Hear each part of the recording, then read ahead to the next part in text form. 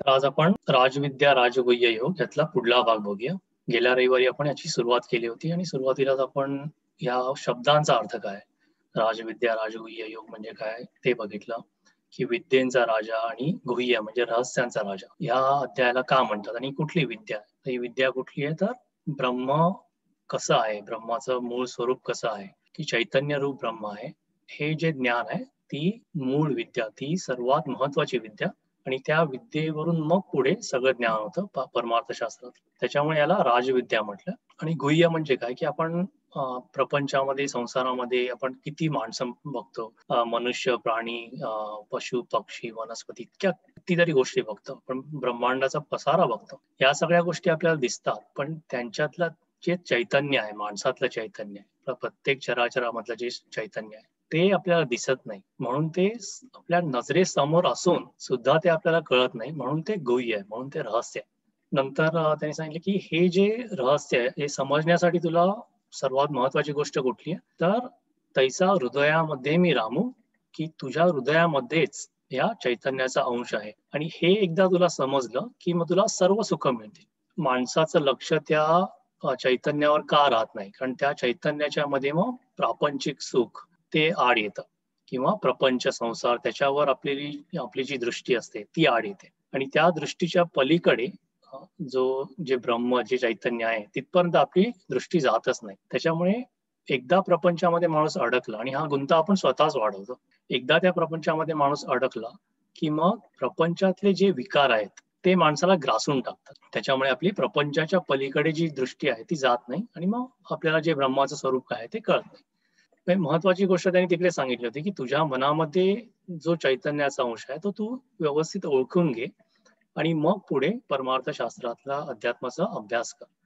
आणि माऊलींनी ज्ञानेश्वरीमध्ये बऱ्याच ठिकाणी असे दृष्टांत दिलेत की एखादा कुठला सिद्धांत आहे तो त्यांना समजावून सांगायचा असेल तर त्यावेळच्या त्यांच्या निरीक्षणाप्रमाणे समाजामध्ये त्यांनी जे जे बघितलंय त्या निरीक्षणाप्रमाणे त्यांनी बरेचसे असे दृष्टांत दिले.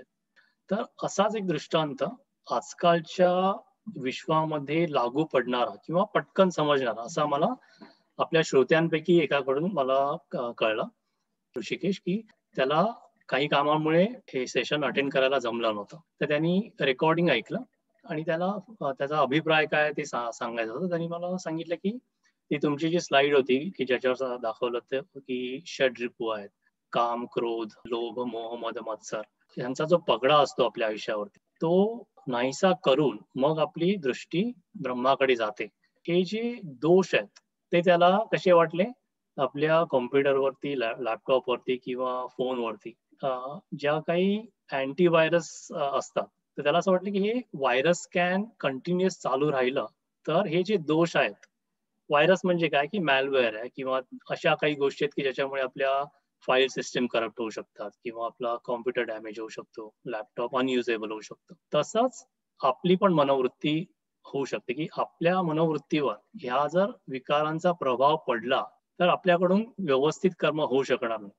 तर त्यांनी थोडक्यात काय सांगितलं की भगवंताचं चिंतन किंवा आपण नेहमी स्मरण ठेवावं, जे चैतन्य रूप आहे त्याचं स्मरण ठेवावं कुठल्याही प्रकाराने होय कुठल्याही उपायाने होणं. एकदा ते स्मरण ठेवलं तर त्याचा इफेक्ट कसा होतो तर ह्या व्हायरस स्कॅन सारखा होतो की बॅकग्राऊंड मध्ये व्हायरस स्कॅन चालू राहिला तर हे जे सगळे विकार आहेत आपल्या मनुष्य देहामध्ये मनुष्य मनामध्ये जे विकार असतात ते आपोआप ते नाहीसे होते. आणि व्हायरस स्कॅनचं पण कसं आहे की कंटिन्युअस ते चालत राहायला पाहिजे. त्याच पद्धतीने एकदा सतत आपलं भगवंताचं स्मरण राहिलं तर हे जे विकार आहेत किंवा प्रपंचाकडचा आपला ओढा आहे तो हळूहळू कमी होईल, हळूहळू नाहीसा होईल. पुढे बघूया की राजविद्या राजगुह्य योगामध्ये माऊलींनी काय सांगितलं. आता इथे परत कृष्ण अर्जुन संवाद चालू आहे. म्हणतात की माझं खरं स्वरूप जे आहे, जे चैतन्य रूप आहे, जे अदृश्य आहे, अव्यक्त आहे, ते नेहमी ध्यानात ठेव. ते म्हणतात हे सर्वस्व आमचे गुण परी दाविले तुझं उघड, आता इंद्रिया देऊनी कवाड हृदयी भोगी. म्हणतात मी हे माझं सर्वात महत्वाचं रहस्य होतं. मी चैतन्य रूप आहे. तू मला आकारात बघतोस, तू इतर कुठल्या गोष्टींमध्ये मला बघतोस, पण माझं खरोखर जे स्वरूप आहे ते चैतन्य रूप आहे आणि त्या चैतन्याचा अंश प्रत्येक भूतमात्रामध्ये आहे. हे इतकं रहस्य असताना सुद्धा मी तुला उघडून दाखवलं. आता तू काय कर, तू इंद्रियांची दारं आहेत तुझ्या ज्या इंद्रियांची विषयांकडे जाणारी आसक्ती आहे ती बंद कर आणि मग तू तुझ्या हृदयामध्ये जे ह्या चैतन्याचा अंश आहे त्याला समजून घे, त्याचा भोग घे, ते नीट उमजून घे आणि मग तुझे व्यवहार त्याच्यानुसार कर. आता इथे हा एक महत्वाचा शब्द आहे की इंद्रिया देऊनी कवाड हृदयी भोगी. हे का म्हणतात? इंद्रियांचं मूळ स्वरूप काय? बाहेर जाणं. आणि आपण फक्त मटेरियलिस्टिक जगामध्ये इतक्या गोष्टी आहेत की जिकडे आपलं लक्ष जातं. पैसे कमवायचे आहेत किंवा गाड्या आहेत, कपडे आहेत, लत्ते आहेत, दागिने आहेत. हे किती मिळवलं म्हणजे पुरे होईल? ह्या प्रश्नाचं उत्तर नाहीये की कितीही मिळालं तरी ते अजून मिळावं असं वाटतं. एका ठराविक थराला आपण पोहोचलो की ठीक आहे, इतकी आपली प्रगती झाली, प्रापंचिक प्रगती झाली, तरी मग तिकडे गेल्यावर कळतं की आपल्यापेक्षा बऱ्याच लोकांकडे अजूनही आहे. तर मग अजूनही ते अजून आपल्याला ते हवंस असं वाटतं. आणि त्याच्यामुळे ह्या सगळ्या गोष्टी ज्या आहेत, इंद्रियांनी भोगण्यासारख्या ज्या गोष्टी आहेत, ज्या प्रपंचातल्या गोष्टी आहेत, आहेत खूप चांगल्या गोष्टी आहेत. पण प्रत्येक गोष्ट कशी आहे की नाशिवंत आहे. आणि ती किती मिळाली की आपलं समाधान होईल ह्याला काहीच मर्यादा नाहीये. म्हणजे कितीही मिळालं तरी ते अजूनही हवंस असं वाटतं. त्याच्यामुळे हे एंडलेस आहे. आणि इथे कुठेतरी जाऊन आपल्याला त्याच्यात मर्यादा टाकायला लागते की एवढं आपल्याला मिळालं, आता आपण ह्याच्यातून जे काही सुख मिळालं ते बास. पण हे आपल्याला कळत नाही की कुठे थांबावं, हे काही कळत नाही.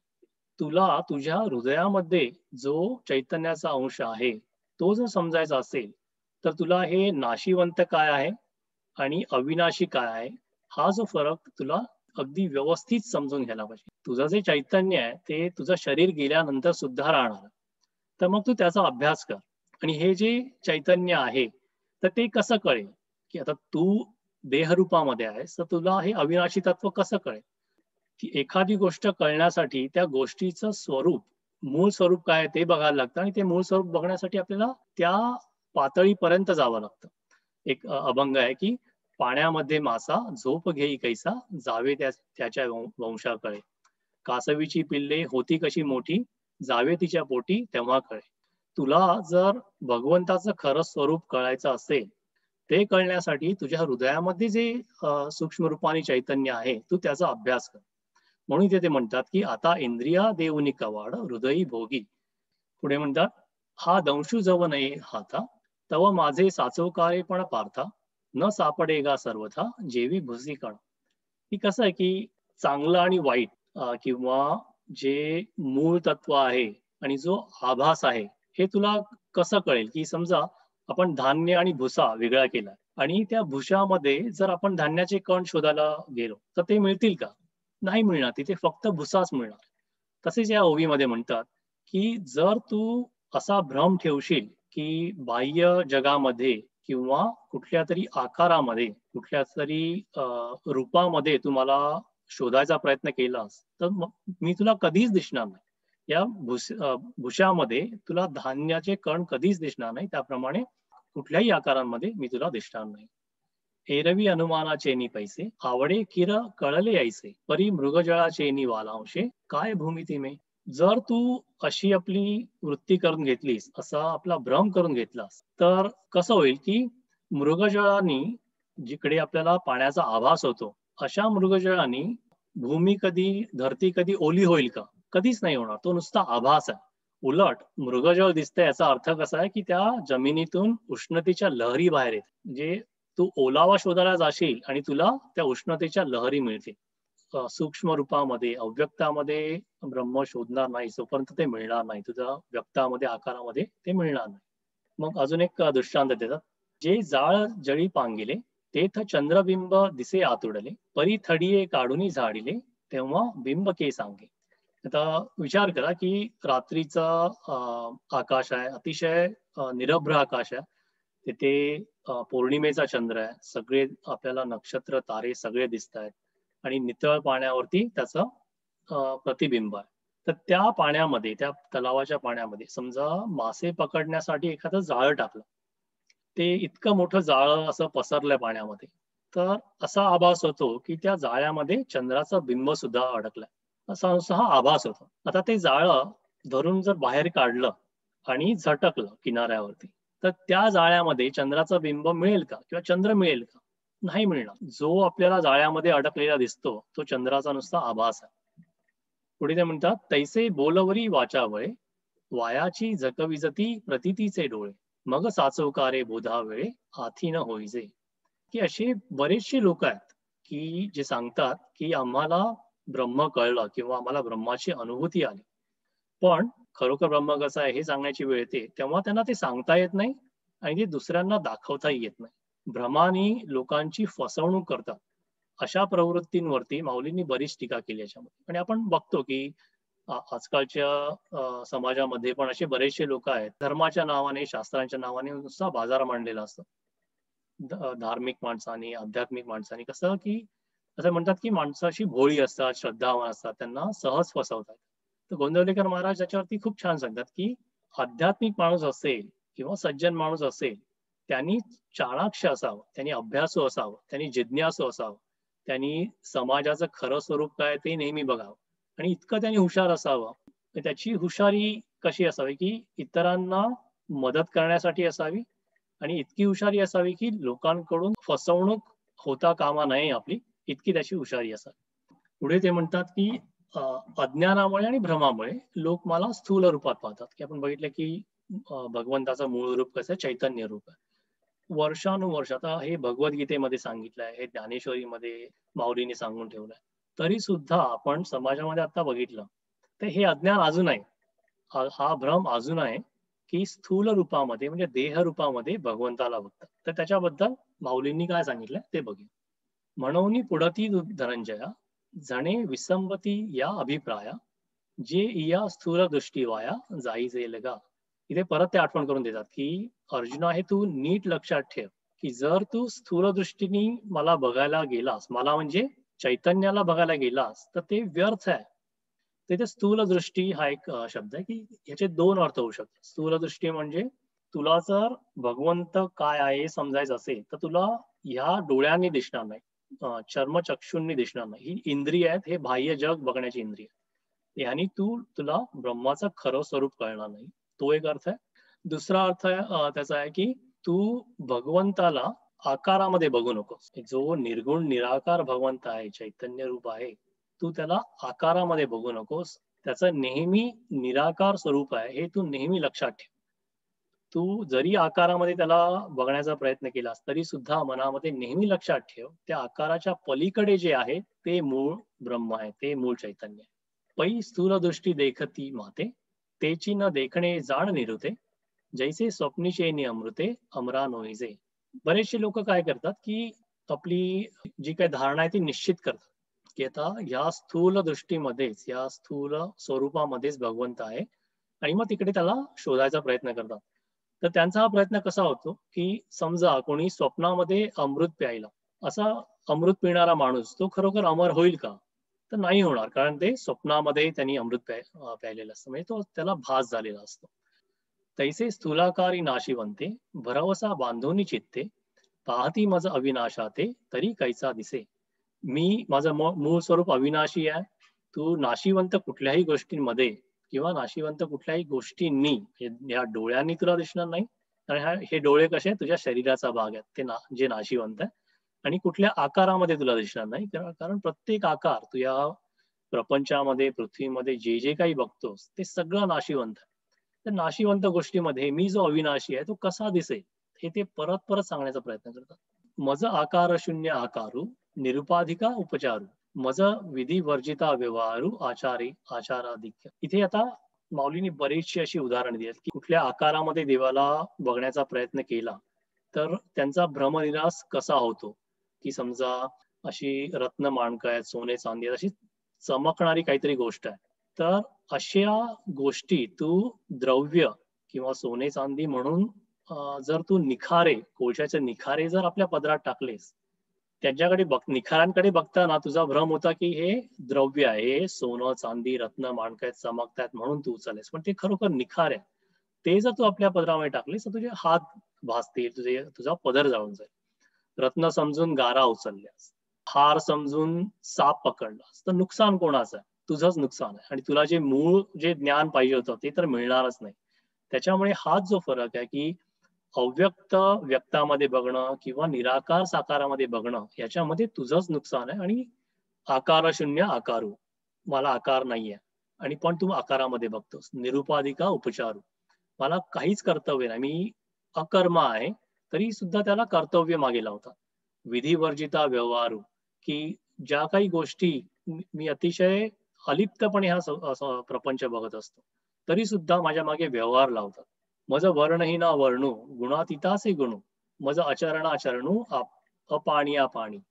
मी वर्णहीन आहे, मी जाती रहित आहे, मी वर्णातीत आहे, मी गुणातीत आहे, पण तरी सुद्धा त्याला वर्ण, जात किंवा गुण असे लावतात.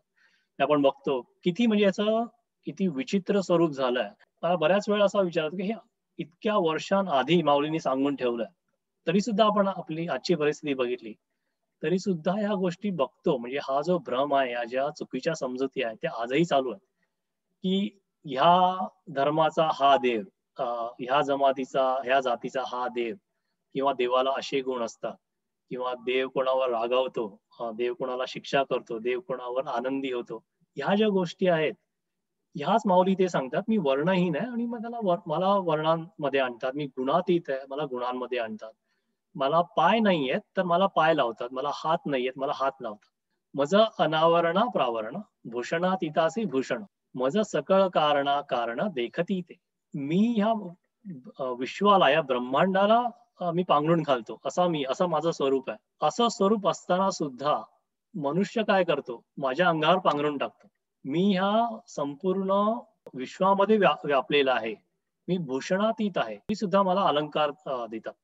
की ह्या ज्या सगळ्या चुकीच्या समजुती आहेत त्यांच्यामुळे माणसांचा भ्रम होतो. मज सहजाते करीती स्वयंभाते प्रतिष्ठिती, निरंतराते आव्हानिती विसर्जिती का. मी स्वयंसिद्ध आहे, आदी बीज आहे, निरंतर आहे, निराकार आहे, सदा आहे, सर्वत्र आहे, सतत आहे. तर असा मी स्वयमेव असताना सुद्धा माझ्या मूर्ती करतात. करीती म्हणजे माझ्या मूर्ती, माझे आकार घडवतात. मी स्वयंभू आहे तरी सुद्धा माझी प्राण प्रतिष्ठा करतात. मी निरंतर आहे तरी सुद्धा माझं आव्हान करतात, माझं विसर्जन करतात.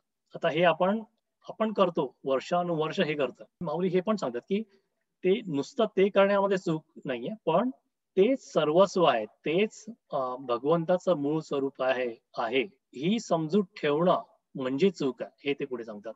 जव आकारू एक पुढा देखती, तव हा देव येणे भावे भजती, मग तोची बिघडलिया टाकीती नाही म्हणून.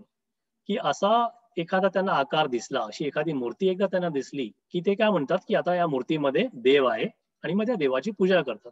मग पुढे काय होतं, ती मूर्ती समजा भंगली तर माणसं काय म्हणतात की त्या मूर्तीतला देव पण गेलं, आणि मग ती मूर्ती टाकून देतात. ज्या माणसाला खरोखर ब्रह्माचं स्वरूप कळलंय त्यालाच कळेल की हा किती विचित्र प्रकार आहे, की त्या मूर्तीमध्ये, ज्या नाशिवंत मूर्तीमध्ये दगडाची असो मातीची असो, त्याच्यामध्येच ब्रह्म आहे, ही जी समजूत आहे ती किती चुकीची आहे. आणि पुढे अतिशय एक महत्वाची होई, ते म्हणतात माते येणे येणे प्रकार आहे. म्हणजे इतके जे प्रकार सांगितले आहेत, वर्णहीन, गुणातीत आहे, हे आहे, तरी सुद्धा लोक मला वर्णामध्ये आणतात, माझे गुण लावतात, मला पांघरून घालतात, अशा सगळ्या गोष्टी करतात. जाणती मनुष्य ऐसे आकारे, म्हणून ज्ञानाची ते आधारे ज्ञानासी करी. थोडक्यात माणूस काय करतो की मला माणसासारखा बघतो, मला माणसाचे सगळे गुणदोष लावतो. मला कपडे घालतात, मला हात आहेत म्हणतात, मला पाय आहे म्हणतात, काही ठिकाणी मला 4 हात आहेत, 10 हात आहेत, 12 हात आहेत असे म्हणतात. मनुष्य आकारामध्येच देव आहे असं त्यांना वाटतं. ही जी समजूत आहे ती हेच खरोखर अज्ञान आहे. आणि ह्या अज्ञानामुळे त्यांना मग पुढे जे मूळ ज्ञान आहे ते होत नाही. की मनुष्यामध्ये मनुष्य आकारामध्ये किंवा कुठल्या मूर्तीमध्ये देव बघणं, त्यांनी मग काय होतं की माणसाचा जो मनुष्याकडे, इतर माणसांकडे बघण्याची जी स्वार्थी वृत्ती असते, ती स्वार्थी वृत्ती मग देवाकडे पण जाते. कशी जाते, की आपण देवाला प्रार्थना करतो. प्रार्थना करताना बहुतेक वेळा असं असतं की देवाकडून काहीतरी पाहिजे असतं. अशा क्वचितच ठिकाणी होतं की देव पाहिजे म्हणून देवाची आपण प्रार्थना करतो. तर हे जे देवाकडून पाहिजे किंवा देवाकडून जी सततची जी मागणी असते, हा जो व्यवहार आहे तो आपण प्रपंचामध्ये इतर माणसांबरोबर पण करतो. की बऱ्याच ठिकाणी असं बघतो की कोणी नवीन माणूस भेटला किंवा कुठली नवीन ओळख झाली, तर असं काही लोकांच्या मनामध्ये हेच चालू असतं की ह्या ओळखीचा किंवा ह्या माणसाचा मला काय फायदा होणार, व्हॉट्स इन इट फॉर मी, हा जो नेहमी विचार चालू असतो. तर हा जो विचार आहे तोच हळूहळू देवाला एकदा मनुष्य रूपामध्ये, मूर्ती रूपामध्ये बघितला, की देवाकडे सुद्धा आपण हाच व्यवहार चालू होतो. हा पण किती चुकीचा विचार आहे, की देवाकडून काहीतरी पाहिजे आणि मग देवा मला हे मिळालं, की मग मी तुला काहीतरी अर्पण करीन. ही चुकीची समजूत आहे. तर थोडक्यात इथे सांगण्याचा तात्पर्य काय, की कुठल्याही आकारामध्ये, मूर्तीमध्ये देव बघणं, जोपर्यंत ब्रह्मरूप, अव्यक्त रूप समजण्यासाठी त्याची मदत होते, तोपर्यंत ते ठीक आहे. पण तीच जर तुमची अंतिम समजूत असेल, की त्याच मूर्तीमध्ये, त्या आकारामध्ये अव्यक्त असा देव आहे, तर ती चुकीची समजूत आहे. पुढे ते म्हणतात, की का? हे सगळं का महत्वाचं आहे? की मूळ स्वरूप जाणण्याचं महत्त्व काय? की याच्यामुळे मग बऱ्याच वेळा जी तुझी फसवणूक होईल, की तू स्वतःहून चुका करशील किंवा इतर लोकं जे तुला फसवतील, त्याच्यापासून तू वाचशील. "पाहे पा शाखा पल्लव वृक्षाचे, हे काय नव्हती एकाची बीजाचे, परी पाणी घेणे मुळाचे, ते मुळीची गापे." आपण बघतो की एखादं रोप लावलं, ते असं हळू जेव्हा वाढत असतं, त्याला फांद्या येतात, त्याला पानं येतात. पण त्या झाडाची काळजी घेण्यासाठी, जोपासणूक करण्यासाठी आपण काय करतो? पाणी घालताना आपण त्याच्या मुळाशीच नेहमी पाणी घालतो. ते पाणी आपण पानाला घालतो का? त्याच्या फांद्यांना घालतो का? नाही. जे पाणी झाडाला पाहिजे असतं, की ज्याच्यामुळे ते झाड वाढणार आहे, ते पाणी पर्यंतच मुळाशीच पोचायला पाहिजे. का दहाही इंद्रिये आहाती, ये जरी एकेची देहीची होती, आणि इही सेविले विषयो जाती एकाची ठाया. की आपल्या शरीरामध्ये 10 इंद्रिय आहेत. पंचज्ञानेंद्रिय, पंचकर्मेंद्रिय हे सगळे एकाच देहाचे भाग आहेत. हे एकाच देहाचे भाग असतात आणि प्रत्येक इंद्रियांकडून जे आपण भोग घेतो, ते शेवटी कुठे एकाच ठिकाणी जातात. त्या एकाच देहाकडे जातात. तरी करोनी रससोय बरवी, कानी केवी भरावी, फुले आणोनी बांधावी, डोळा केवी. म्हणजे समजा, की आता अतिशय मेहनतीने स्वयंपाक केलाय, कुठलं जेवण बनवलंय. असं चांगलं जेवण बनवलं, तर ते आपण कानाने खातो का? एकाच शरीराचा जरी हे सगळे इंद्रिय भाग असतील, तरी जे जेवण आहे ते आपण कानाने खातो का? कुठलं तरी सुवासिक फूल आहे. त्या फुलाचा वास आपण डोळ्यांनी घेतो का? तर नाही. तो रसू तो मुखेची सेवावा, परिमळू तो घ्राणेची घ्यावा, तैसा मी तो यजावा, मीची म्हणून. जेवण जे आहे ते तोंडानेच खावं. वास जो आहे फुलाचा, तो नाकानीच घ्यावा. त्याचप्रमाणे माझी जर तुला पूजा करायची असेल, माझी उपासना करायची असेल, तर माझं मूळ स्वरूप जाणून त्या मूळ स्वरूपाचीच तू उपासना कर. याच्यावर मला एक माझा स्वतःचा अनुभव आठवतो, की बहुतेक 12-13 वर्षाचा असू तेव्हा वडिलांना अशी भारताचे वेगवेगळे भाग बघण्याची अशी आवड होती आणि मग त्या दृष्टीने आम्ही भारत दर्शनासाठी प्रत्येक सुट्टीमध्ये जायचो. तसंच एकदा आम्ही मथुरेला गेलो होतो. महाभारत टीव्हीवरती झालं होतं तेव्हा इतका काही मला तेव्हा त्याच्यामध्ये रस नव्हता. पण एवढं फक्त ऐकलं होतं, की कृष्णाचा जो संवाद असतो, की मी सगळीकडे आहे. मी या सगळ्या विश्वामध्ये भरलेला आहे. अ, अगदी निर्गुण निराकार आहे. असं थोडंसं ऐकलेलं होतं. तर आम्ही मथुरेच्या देवळामध्ये गेलो. दुपारची वेळ असावी आणि तिकडे गेलो आणि त्या अ, मूळ देवळाच्या गाभाऱ्यासमोर बसलो, सभामंडपामध्ये बसलो. पण त्या देवळाच्या म्हणजे गाभाऱ्यासमोर असा पडदा होता आणि आतमध्ये काही अभिषेक चालू असेल, पूजा अर्चना चालू असेल. तर असे बरेचसे लोकं येऊन असे बसायला लागले. आम्ही बसायला लागलो, तर थोड्या वेळाने एक असा त्या देवळातलाच एक माणूस आला. पण आला आणि त्यांनी असं दानपात्र असं ताट समोर केलं आणि प्रत्येकाकडे जाऊन तसं फिरवू लागला आणि फिरवू लागा म्हणजे त्याच्यामध्ये दान द्यायचं. असं बऱ्याच ठिकाणी बघतो दानपेटी वगैरे असते त्याच्यामुळे त्याच्यात काही वावगं नाही. पण तो जोपर्यंत एखादा माणूस पैसे टाकत नव्हता, तोपर्यंत पुढे जातच नव्हता. आणि एका माणसाने सांगितलं, की "नाही, नाही आम्ही मूळ प्रवेशद्वाराच्या इथे केलंय." तर तुम्हाला नाही तुम्हाला दर्शन पाहिजे, तर हे पैसे टाकायला लागतील. मी वडिलांना असं माझी हळू कुजबूज चालू झाली, की "दादा हे असं का करताय? तुम्हाला दर्शन पाहिजे असेल तर पैसे भरा." हे म्हणजे जरा जास्तच वाटतंय. म्हणजे थोडी अशी फसवणूकच वाटते मला ही. दादांनी तिकडे आता सगळे शांतपणे बसलेत आणि अजूनही लोकं येतायत. तर त्याच्यामुळे एवढे काही बोलले नाहीत मला. पण तो प्रकार मला जरा चुकीचा वाटला. आणि बरेचसे असे लोकं होते, की ज्यांनी त्या ताटामध्ये पैसे टाकले. त्यांना काही घाई असेल आणि ती बराच वेळ ती पूजा चालू होती आणि ते तसेच गेले. ते दर्शन सुद्धा मिळालं नाही आणि ते त्यांना पैसे पण द्यावे लागले. तर ही जी गोष्ट आहे ती मला तर खरोखर ती फसवणूक वाटली, की हे टाकल्याशिवाय तुम्हाला दर्शन मिळणार नाही. दर्शन कोणाचं? ज्या देवाचं जो ह्या ब्रह्मांडामध्ये चराचरामध्ये व्यापून राहिलेला आहे, त्या देवाचं दर्शन घेण्यासाठी इतक्या लोकांची फसवणूक चालली आणि निरंतर फसवणूक चालली. किती लोक तिकडे जाऊन म्हणत असेल की नाही, मी हे पैसे भरणार नाही. प्रत्येक जण जाऊन तो श्रद्धेच्या नावाखाली, देवाच्या नावाखाली पैसे देतो. तर ह्या ज्या सगळ्या गोष्टी आहेत, त्या गोष्टी ह्या फसवणुकीच्याच गोष्टी आहेत. आणि अजूनही आपण कुठलाही विषय असेल, आता हे अध्यात्माच्या दृष्टीनेच नाही, कुठलाही विषय जर समजायचा असेल तर आपण बऱ्याच वेळा म्हणतो की कुठला इश्यू असेल तर रूट कॉज अनालिसिस करतो. रूट कॉज म्हणजे विषयाच्या मुळाशी जावं. तसंच एक लहानपणी मला त्याचा एक अनुभव आला. माझं आजोळ म्हणजे सासवड पुण्याच्या बाजूला येते. तर तिकडे मामांच्या गावी गेलो की कसं शेतांवर जा, बऱ्याचशा वेगवेगळ्या गोष्टी शिका. तर असंच लहानपणी असताना सायकल शिकायची होती. आणि तेव्हा सायकल म्हणजे कशी एकच साईज सायकलची. कोणाला आठवत असेल की ॲटलसची सायकल असायची आणि त्याला आम्ही तरी त्याला काळा घोडा म्हणायचो, कारण तो असं लहान मुलांना त्या वयामध्ये अतिशय ती मोठी सायकल वाटायची आणि गावी शेतांमध्ये वगैरे जायची म्हणून त्याला स्टर्डी फ्रेम असायची, त्याला काळा घोडा म्हणायचे. तर त्याही वयामध्ये इतर मुलं चालवतात आणि मला पण चालवायची हौस आहे म्हणून ती सायकल शिकायची. आता एवढी उंच सायकल आहे, त्या वयोमानानुसार मला ती उंच सायकल होती. तर ती कशी शिकायची?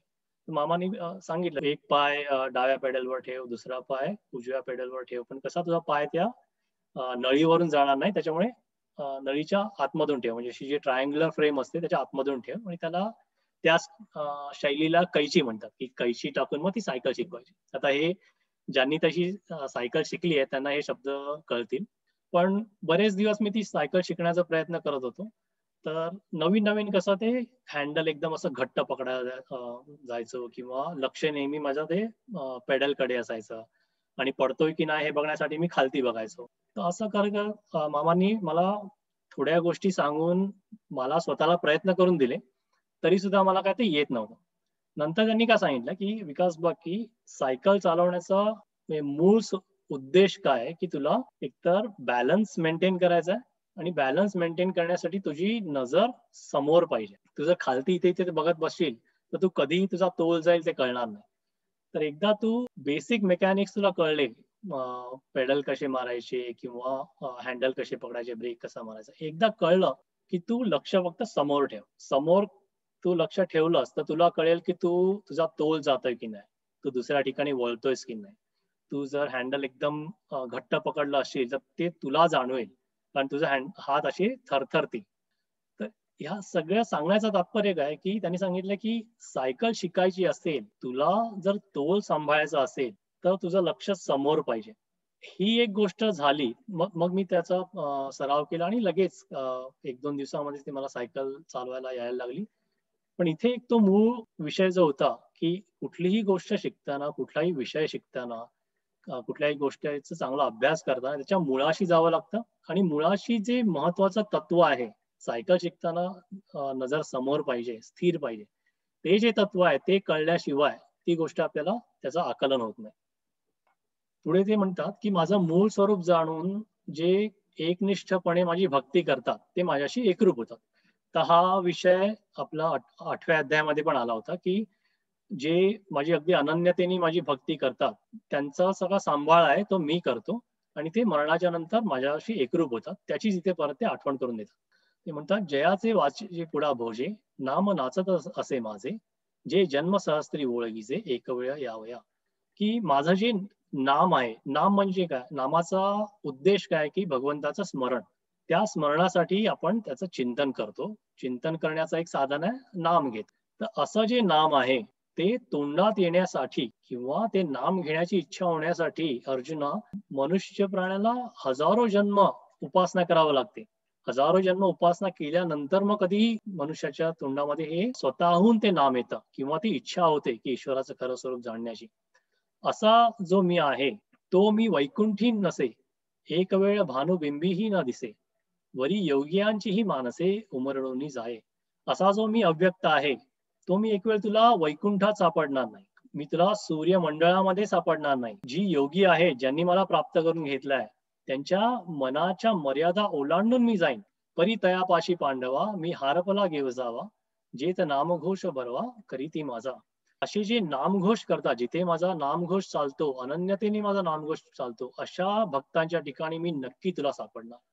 तैसा मी वाचुनी काही आणि का गोमटेची नाही, मजची नाम पाही जिने या ठेविले. तर हे असे भक्त कसे आहेत, यांची भक्ती कुठपर्यंत आली आहे की त्यांना ह्या प्रपंचामध्ये, या जगामध्ये भगवंताच्या नामाशिवाय, त्याच्या मूळ स्वरूपाशिवाय अजून सुंदर, अजून आवडतं असं काहीच नाहीये.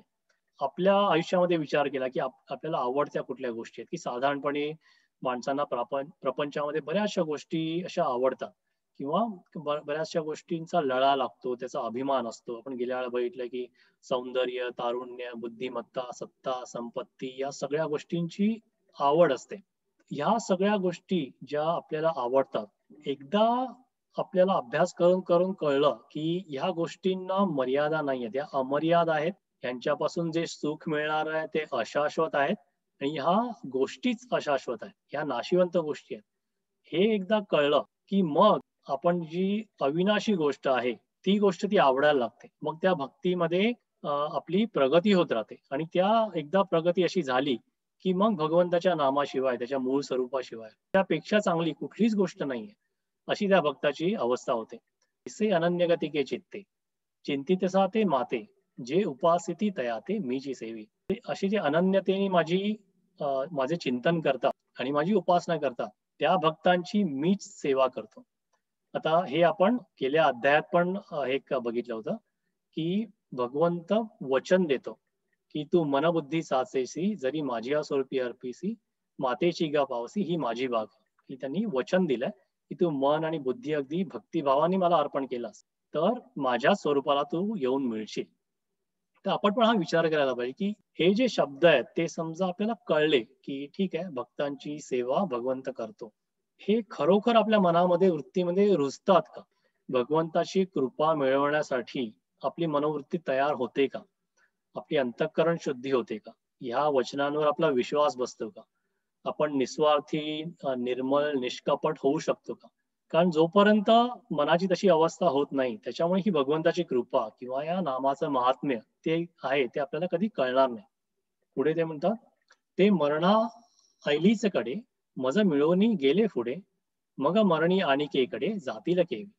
की अशी जी भक्त आहेत, त्यांचं कसं होतं, की ते इतक्या तादात्म्य दृष्टीने माझी भक्ती करतात. तर ते देहरूपामध्ये असतानाच मरणाच्या आधीच ते माझ्याशी येऊन एकरूप होतात. मग फक्त नुसते देहरूपाने राहतात. "मज मिळवणी गेले पुढे, मग मरणी आणिकेकडे जातील केवी." म्हणजे देहात असताना सुद्धा जे माझ्याशी एकरूप होतात, ते मेल्यानंतर माझ्याशिवाय अजून कुठे जातील बरं? कुठेच नाही. "म्हणून मध्याजी जे जाहले, ते माझिया सायुज्य आले, जीही उपचार मिशे दिदले, आपण पे मज." माझी जी उपासना करताना त्या उपासनेच्या मिशाने त्यांनी काय केलेलं असतं, हे पण महत्वाचे शब्द आहेत. दिधले आपण बे मज. त्यांनी जे त्यांचा मीपणा जो असतो तो मला अर्पण केलेला असतो. तो मीपणा अर्पण केल्याशिवाय मला माझ्याशी एकरूप होता येत नाही. "पै अर्जुना माझे ठाई, आपण पे विना सौरसू नाही. मी उपचारी कवणाही नाकळेगा." जोपर्यंत माझ्या ठिकाणी आपलं स्वत्व अर्पण करत नाहीस, तोपर्यंत मी माझं खरं स्वरूप काय आहे ते तुला ते कळणार नाही. कुठल्याही भक्ताला, कुठल्याही साधकाला जोपर्यंत आपला मी पण आपण अर्पण करत नाही, तोपर्यंत भगवंताचं खरं स्वरूप कळणार नाही. आणि पुढे जाऊन ते म्हणतात, "मी उपचारी कवणाही ना कळेगा," की हा एकच उपाय आहे. या समर्पण वृत्तीशिवाय मी अजून कुठल्याही उपायाने माझं स्वरूप तुला कळणार नाही. पुढे एक महत्वाचा श्लोक आहे भगवद्गीतेमध्ये. "अनन्या चिंतयन्तो मा ये जना पर्युपासते, तेषां नित्याभियुक्तानां योगक्षेमं वहाम्यहम्." तर ह्या सगळ्या ओव्यांमध्ये हाच त्याचा मतितार्थ आहे, की जे भक्त माझं चिंतन करतात, अनन्य भावाने चिंतन करतात, माझी उपासना करतात, असे जे एकरूप झालेले भक्त आहेत, त्यांचा योगक्षेम मीच त्याची काळजी मीच घेतो. हे कोण म्हणतंय? हे भगवंत म्हणतात. ह्याच्यावर पण आपण विचार करावा, की आधी जे बघितलं, की मीची सेवी, ह्याच्यावर आपला विश्वास बसतो का? विश्वास बसतो तर मग आपण त्याच्यासाठी योग्य आहोत का? तशी आपली मनाची अवस्था आहे का? आणि इथे भगवंतांनी अगदी स्पष्टपणे सांगितलंय, की मी योगक्षेम तुझं याची सगळी काळजी मी घेईन. आता इथे योगक्षेम याचे पण दोन अर्थ होऊ शकतात. तुला आध्यात्मिक प्रवासामध्ये ज्या काही गोष्टी तुझ्याकडे नसतील त्या मिळवून देईन आणि ज्या असतील त्यांचा सांभाळ करेन. हा एक योगक्षेमचा अर्थ होऊ शकतो. दुसरा म्हणजे तू हा प्रवास चालू कर. तू भगवंताला जाणण्याचा प्रवास चालू कर, अध्यात्माचा प्रवास चालू कर आणि परमार्थामधून तुला जो शाश्वत आनंद मिळायचा आहे, शोधायचा आहे, त्याचा प्रवास चालू कर. या प्रवासामध्ये योग योग म्हणजे मी तुझी नेहमी साथ देईन आणि क्षेम म्हणजे कसं आहे की साथ देत पुढे मी तुला पूर्णत्वाला आणीन. हा पण एक योग आणि क्षेम याचा अर्थ होऊ शकतो की साथ देऊन मी तुला पूर्णत्वाला आणीन. तर हीच सगळी अशी त्यांनी भक्तीची म्हणजे खरोखर जी आपली मनापासून जी भक्ती आहे त्याच्याबद्दल या ओव्यांमध्ये भगवंतांनी सांगितलंय. आपण आज इथेच थांबूया. या भक्तीचं महत्व अजून माऊलींनी पुढे कसं सांगितलंय, कृष्णाने अजून त्याच्याबद्दल काय सांगितलंय ते आपण पुढल्या रविवारी बघूया. आतापर्यंत झालेली सेवा गुरुचरणी अर्पण करून आपण पसायदान आणि आजच्या अभ्यास वर्गाची इथेच सांगता करूया.